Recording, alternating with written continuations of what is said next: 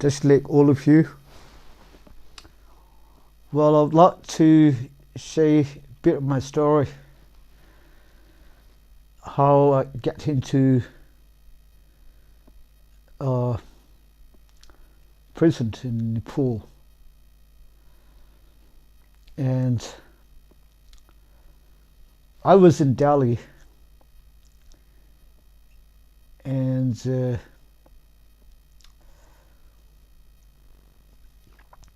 I was actually been working in Delhi, and suddenly I met one of my childhood friends who came from Nepal, and we spent some time in Delhi. And then he asked me, Karma, why not, we go together to Nepal. So I was quite excited, and not knowing anything about Nepal and what will going to happen next. So I was excited, and because I heard of Nepal,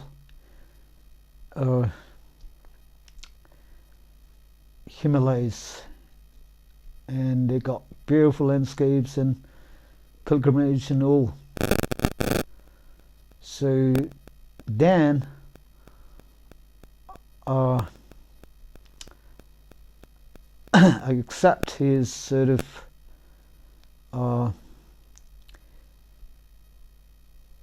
invitation, or kind of what do you say,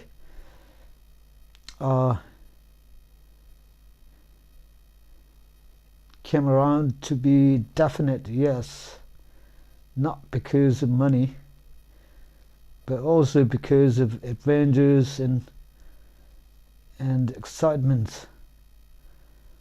So I dropped my job and we left for Nepal. So then we reached a border called Snowley, and there, because we don't have any papers, I mean my friend got papers but I don't have papers, so I have to pay $200 Indian rupees for no mistake. So no doubt, yeah, so we have to pay, and because we learned that money talks in Nepal. And then we finally reached Kathmandu, in a place called Boulder, and and then we run out of money. So my friend also got no homes in Nepal. It's totally sort of like stateless or something like that. So we're both struggling for shelter and job. So, and then we have no place to sleep, no money in hand, so difficult. So searching for jobs and shelter. And finally the TCBX sort of association or something like that will get knew about us, and they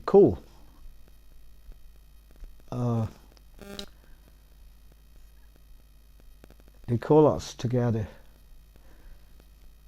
me and my friends, down in Tamil and they sent to the place for work, but that was after we realized that it was already been set up quite cheaply, and that we are not that satisfied this kind of favor to us, which has no life, no benefit of living. And then months turn into a year, and that was 9th of March, and next day will be a 10 March uprising day. So we got they have a few ex-TCB, so we got 5 people, one from Missouri, and 4 of us from TCB-X. So we were very young at that time, so we have, we like to do something for Tibet. We would like to do some kind of like extraordinary activities for Tibet. So we organized some kind of poster, to stick up posters on the wall on different types of slogans and regarding human rights and free Tibet. So we left midnight, 12 o'clock in night, and we hired cabs and we decided to cover up cities in Kathmandu as much as possible. And finally we reached a border, so they got lots of tourists. So we decided to put poster on the wall of border stupa all over, and much as possible and quickly as possible. But it takes time, and certainly got alarmed whistlings, and we were surrounded by Nepalese police all over. There are about more than, I guess about hundreds of Nepalese armed surrounded us, and we were caught. And then we take to the nearby police station, and they detained for a night, torturing and beating, questionings, and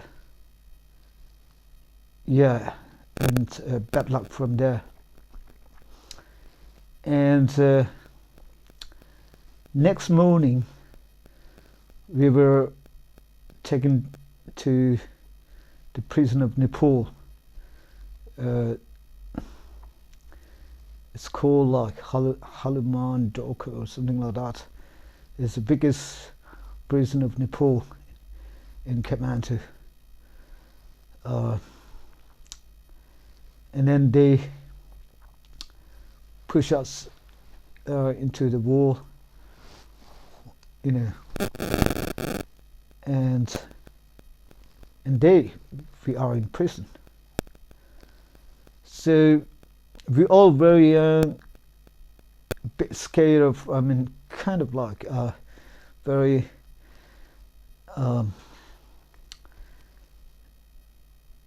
because they got a whole range of criminality was there. So we were wondering whether they have sexual sort of kind of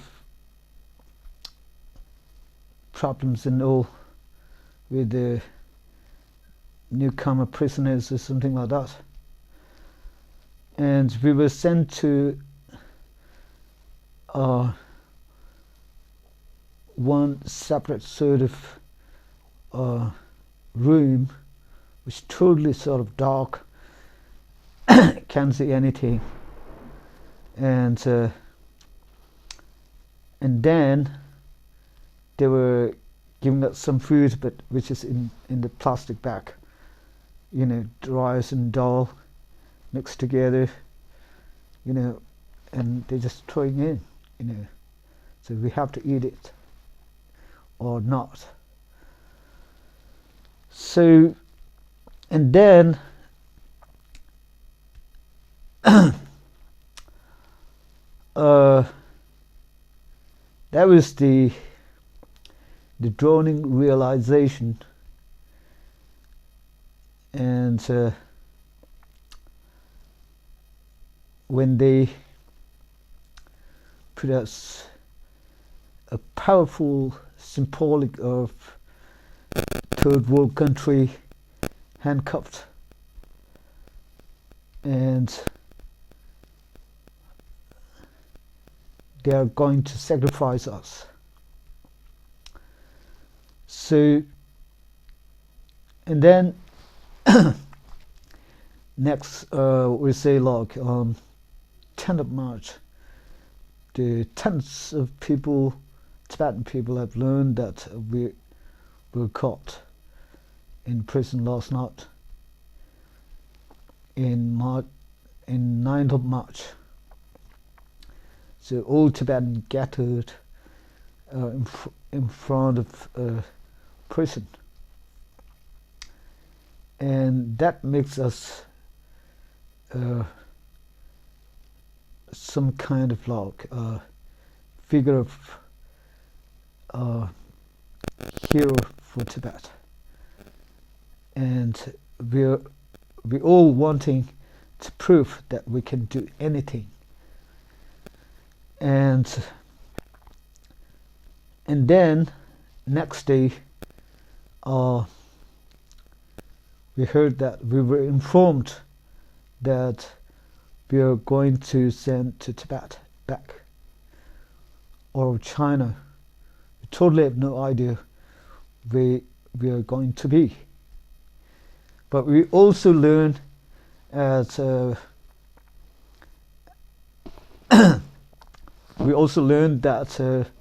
in Nepal, the money talks. Everything is possible if you pay money. So, and so we're hoping for, you know, someone to help us. And then day passes and turning into week. And then finally we were informed that we have to pay 25,000 rupees to get out from the prison. So 25,000 each. So we don't really have money at that time. So, and especially the place where we work, me and my friend were set up quite cheaply, and we are not receiving any salary at that time, you know. And besides, we have to pay for the food, and that's, you know, horrified. That's kind of, I mean, terrified sort of setup, you know. But in the prison, we were proved that we are dignified Tibetan, you know. And tons of people, outside waiting for our release. And then we heard that one of the Rinpoche's Lama paid, and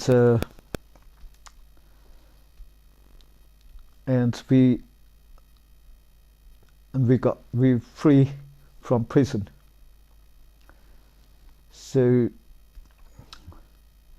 we were very unfortunate to be in prison, and then we are lucky to be out of prison. So we're actually at that time the first political prisoner of Tibet in Nepal. And so I felt very proud of become a figure of hero of Tibet. And we were welcomed with cash and parties day in Nepal within 24 hours, because we have to leave the country. So then we left Nepal and we reached India, in Delhi, and then I went back to Dharamsala. So that's actually kind of my brief story of what happened in my life. So, and from then onwards, I was, I was always been working for Tibet.